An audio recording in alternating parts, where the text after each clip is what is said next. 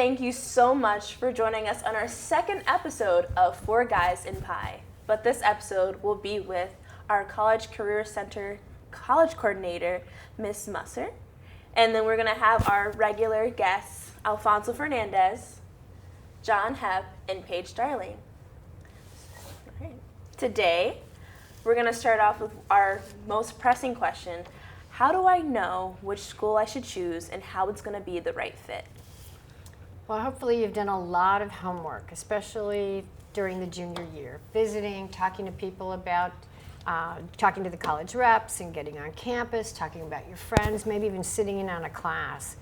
But I think often too many students think there's only one college for them. They could be happy at hundreds, literally hundreds of colleges that have similar opportunities and programs.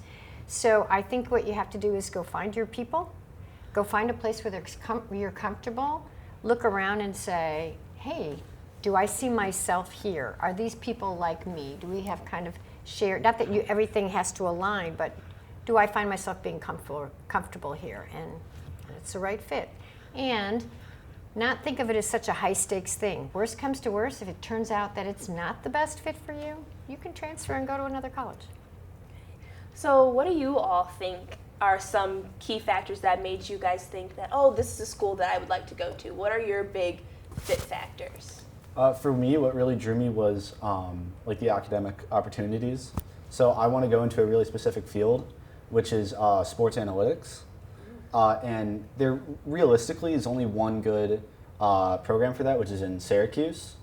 So that's somewhere that I'm going to go visit over spring break, and something that really drew me to upstate New York. For me, it was mainly just finding the right school for what I'm pursuing in, which is journalism. I plan to pursue in that. And for many of the journalism schools, it kind of just depends on where you feel is right. And if you've really visited there and you actually know the campus, whatever you feel is right is an important factor when deciding anything in college. Mm-hmm. Or a number of factors, right? Yeah. For instance, he said he's looking for a really specific program. Well, what if somewhere down the line he says, this really wasn't for me? Yeah. Then maybe what will keep him there, in spite of it not being the major, would be the other factors he looked for in the college. Were there people like me with similar interests? Was it a place I wanted to be? Were there opportunities here? Mm-hmm. For me, I want to go into fashion, so I need a college that's going to allow me to have a lot of opportunities in my field and a lot of internships. So the schools that I look for have teachers in that field who have been in that field and understand it and can give me a lot of internships too. Okay. So I've heard from pretty much everyone that there's many different factors, and it really depends on just what you're looking for, but also knowing that there's not going to ever be, as you said, there's not going to be something there's only one school that you can fit at. There's many schools that you can fit at, and that's something that we'll also touch on a little bit later, but right now we're going to talk about our second question. I had a question. What should students expect being alone for the first time and having to fend for themselves? Absolutely everything and anything. A lot of things they weren't expecting. Many were never expecting to be homesick. They go away, and the first couple of weeks they're all fun, and they're meeting people, and everything's happening, and they're getting engaged on campus, and all of a sudden they say, oh, this isn't summer camp. I'm stuck here. So certainly homesickness is often the one I hear most that people didn't expect. Sharing a room or a bathroom might be a first-time experience for a whole lot of people. Also, sharing things with strange people who have strange habits or certainly are strange to you. I actually recommend a book called The Naked Roommate. We had Harlan Cohen here speaking last year, but I could just name a few of the topics he talks about. Sex, having it, not having it, hearing other people having it. Dating and relationships. Your higher education in lust, love, and loss, the college hookup, drinking on campus, tapping the keg of truth. So you can see just in those three topics alone, and there are lots of chapters on that, you're going to expect all kinds of people and all kinds of things. Wow. So I recommend, we have this in the College Center, but kind of broaden your ideas. start thinking ahead. What do I do if I get somebody that's just not anything like me? Where do I go? How can I get out of a situation that I might not? Start thinking about what you would or wouldn't like to do on campus. What are your absolute never doing this kind of thing? Think about safety on campus. Often students don't think about that at all. Or if I get sick, where am I going to go? Do I have all kinds of health things in place? Just all kinds of things can happen on campus. It is really, just as a senior, it's a really kind of scary thing. Like, it's really going to be fun, but at the same time, I'm just worried about like all the things that my mom has been doing for me for the last 17, 18 years of my life. The first time I'm going to have to, like, no one has to tell me to clean my room or wash my clothes. Like, I have to do that on my own. So what are some fears that you all have, even though I know Paige and John have at least one more year? What are some fears that you have about being away from your moms and dads for the first time? I guess just like situations that I don't know the answer to, or situations that I don't know how to solve, I guess, in a sense. I really don't have a specific one in mind. I just think generally there are a lot of things that come up that, you know, you may not know how to deal with. And I guess that's one of the things I'd be afraid of a bit. I'm worried about being broke and not being able to like buy things and being hungry. Like not having either my mom's cooking or like just having to eat like restaurant food and stuff a lot. That's one of my worries too. So test the food on campus. Always make sure you're eating the dining hall. Make sure you like it. For you? For me, I mean, as a senior, I feel pretty confident right now. I'm just, you know, nervous about my roommate because, well, I'm not going to know the person first off, and it's just kind of stressful, like in general, especially with the money involved and just everything in general. It's worrying, but at the same time, you have to feel really confident about everything that you're doing because, you know, you're alone in that big campus. So, yeah. I mean, you definitely have to trust that, and that's a key point, that you have to have confidence, because eventually everything will be okay. It will be really scary at first, but eventually it'll all sort itself out. With that being said, what is our third question going to be? Well, what are something that kids don't realize about college? Okay. On the positive side, one thing they don't realize is that there are so many people to help them. You talk about the concerns you have. There are a lot of students that go with mental health issues or develop some anxiety once they're there. There are mental health counselors on campus and groups that help you. As far as finding internships or opportunities on campus, they've got career services that they say often are underutilized by students. So there's lots of people saying, we'll help you with a resume, we'll help you get a job, we'll help you get an internship. Or study abroad. How do I do that? There's a whole study abroad office. So I think making yourself aware of the many people that are there just to help you from the university, and of course from the friends that you're making on campus are always the ones who say, hey, get on ratemyprofessor.com and don't take that guy, don't take this class or whatever. The negative side of what they don't think about, that they can flunk out of college. In high school, if we don't pass a class, we just kind of keep on going until we make our graduation credits, right? But in college, if you fall below a 2.0 GPA, you and the college agree that this isn't working for you, and you move on. And that transcript keeps following you. So it's very, very difficult. You can't just go to another college and start all over again. So it's really important to get in there and do your best academically. There are so many things that are going to pull you in different directions, joining clubs or getting involved with a fraternity or doing philanthropic things or just hanging out with your new friends and enjoying the freedom that you have as a college student. But the academics have to come first. Yeah, that's a really true point. And since that's a really good answer, we're going to just move on to number 4. So the fourth question is, what will the transfer from high school classes to college classes be like? Because, I take AP credits and a lot of students at LT take AP classes, but how will like a full college, weekly curriculum be like? We can kind of get an idea of what it'd be like if you ask your colleges while you're looking at them, your junior year, for instance, can I sit in on a class and see what that's like? But the college accepted you because they already believed that you could do the academic work. So usually we're not, especially for our LT students who feel very, very prepared for college, often find it's not the work that gets them into trouble. They can handle the academic work. What they often don't handle is time management. I don't mean LT students, but I mean in general. Sure. If students aren't doing well, it's because they just didn't figure out how to go to class and be involved in a whole bunch of things and have a social life and hang out with their roommates, etc. And that time management's the number one reason that students do not complete school or don't even make it through to the second year. So I think transferring for you, you've already had AP, but even students who haven't had an AP, they're being accepted to colleges that take those kinds of students in and say, you've had college prep classes, we believe that you can do this. Also know that there's lots of tutoring available. There are writing services, usually a writing resource center. There's math tutoring. And professors have office hours on campus too that will say, okay, you're only in class 3 hours a week maybe, but I have office hours. You ever need some help, come on in. And they often say it's underutilized by the students.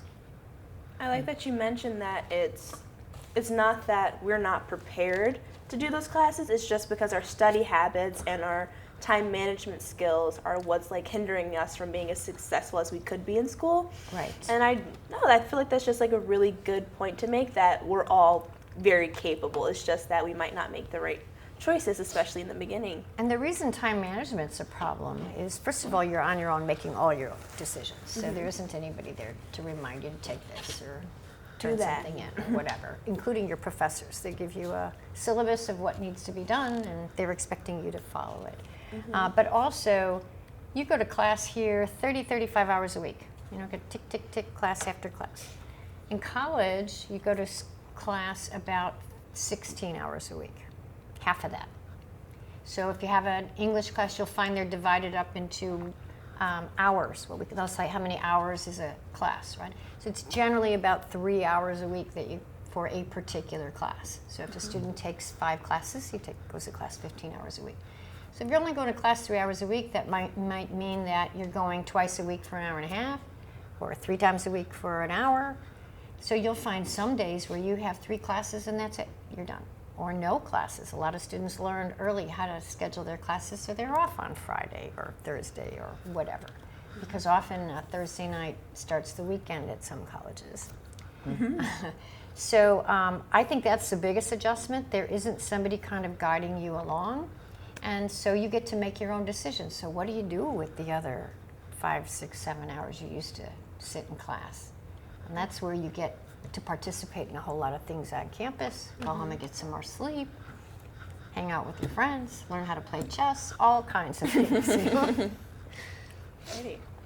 So speaking of colleges and going to them and all the requirements and the transition, so all of us, well, not all of us, us two, since we're both seniors, me and Fonzie, we're starting to get letters back, and we're sending them, we're getting them back, and some of them might be acceptance, some might be denials. How do we learn to not really take it personally or not really take it too much to heart? Because it's undoubtedly gonna happen that one of our top choices may not, at the current time, be right for us or might not want us at our school. How do we just learn to deal with that a little bit better? It's hard not to feel rejected when someone says no and you've applied.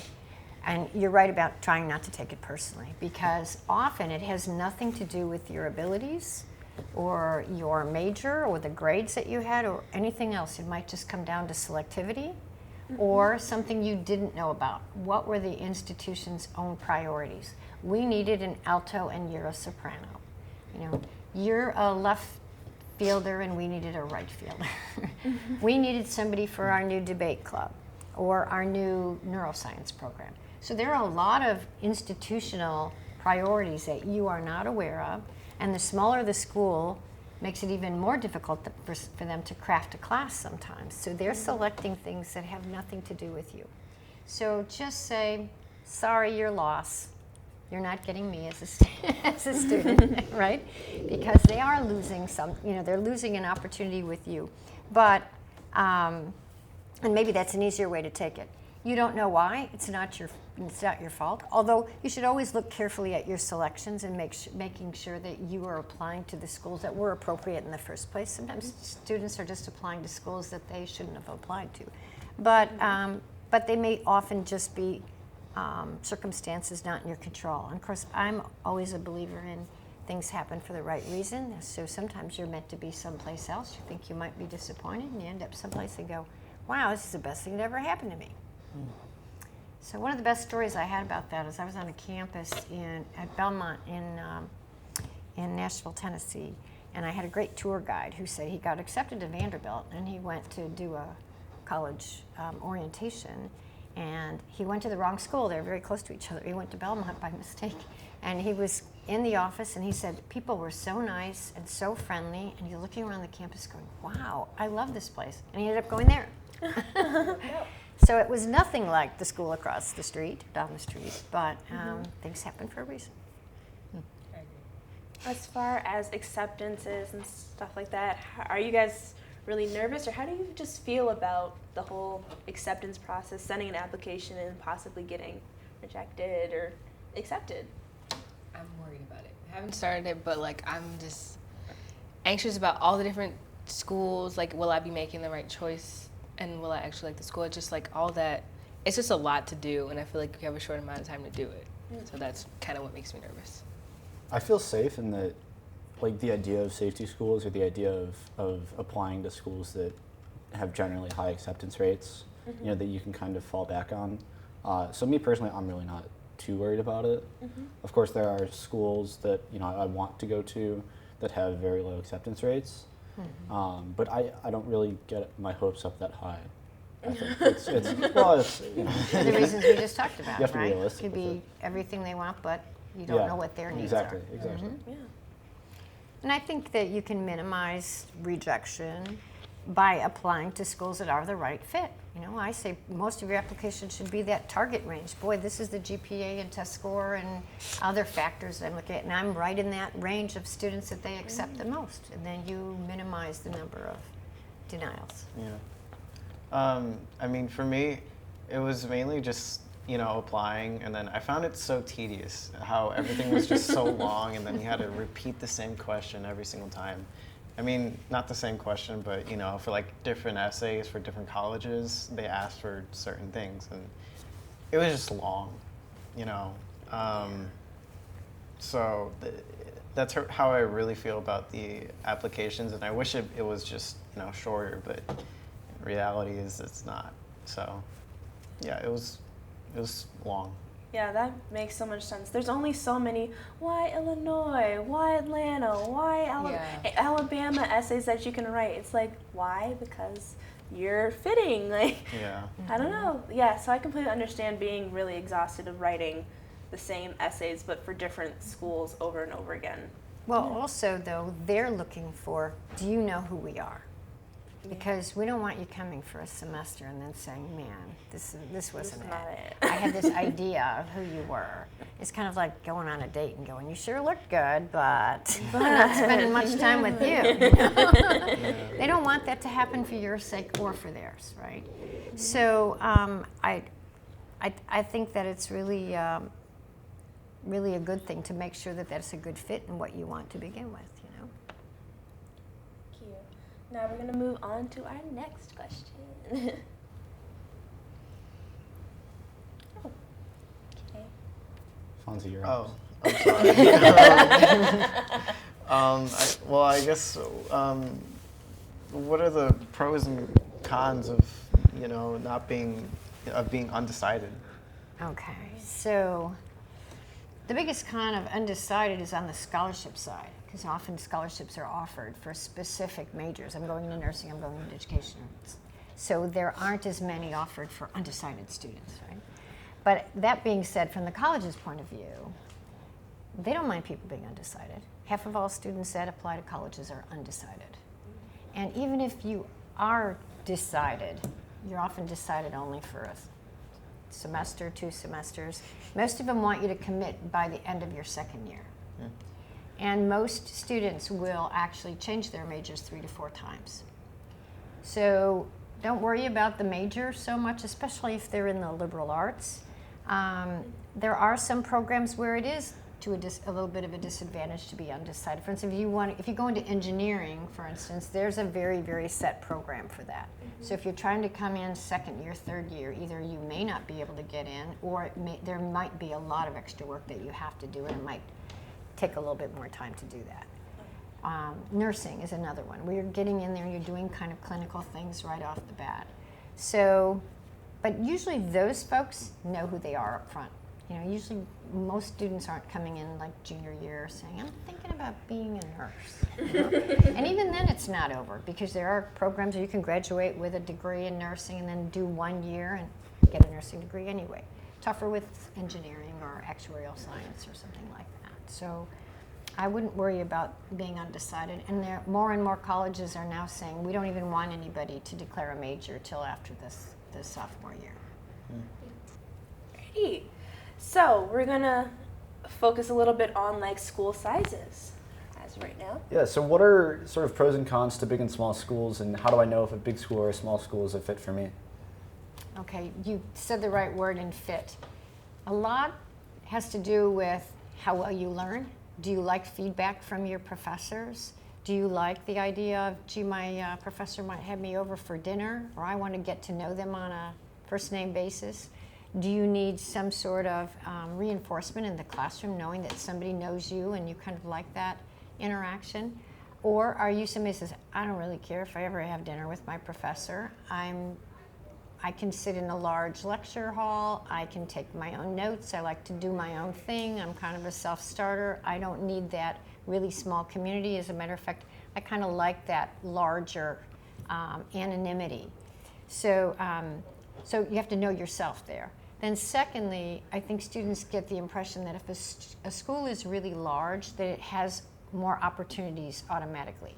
So if you wanted to get involved in, let's say, the TV program or the theater program, that a large school would have many more opportunities, when in fact the opposite is usually true.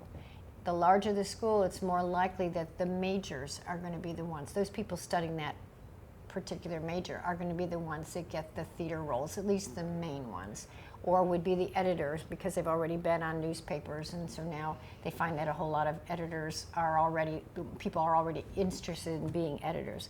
In a small school, they don't have as many people. So they have the same programs, they have the same clubs and organizations, but they need a whole lot more people to get involved with. So it's easier to be on the newspaper, in the theater program, in a sorority, and go to class, manage a whole lot of things in a smaller school. Yeah. I think so. Students many times they get accepted into their schools, but they're worried about acquiring a lot of debt. How should students navigate going to the school they would like to go to, but not coming out of school with a whole bunch of college debt? Students should be worried about debt. The average student debt is $35,000 after 4 years. And if you're going to go to school 6 years, which actually that is more common, that's incurring even a whole lot more debt. So you should use the net price calculators that are on the websites, and also choose a school with your head as well as your heart. Someplace you'd love to go, but also is within a range of affordability.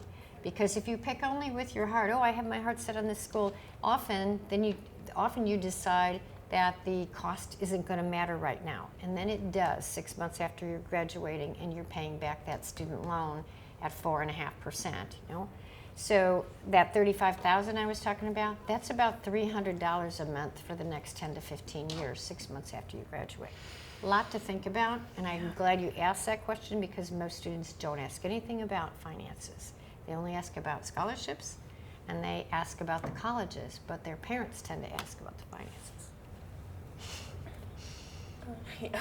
Yeah. That's a worry. That's actually a big concern. Another question about options outside of college. If someone wanted to go right into trade school or the labor force right after high school, what are their options for something like that? Lots of options. And again, I wish more students asked about that. Not everyone should go to a traditional four-year college. Technical schools, trade schools offers fabulous opportunities and very, very good salaries.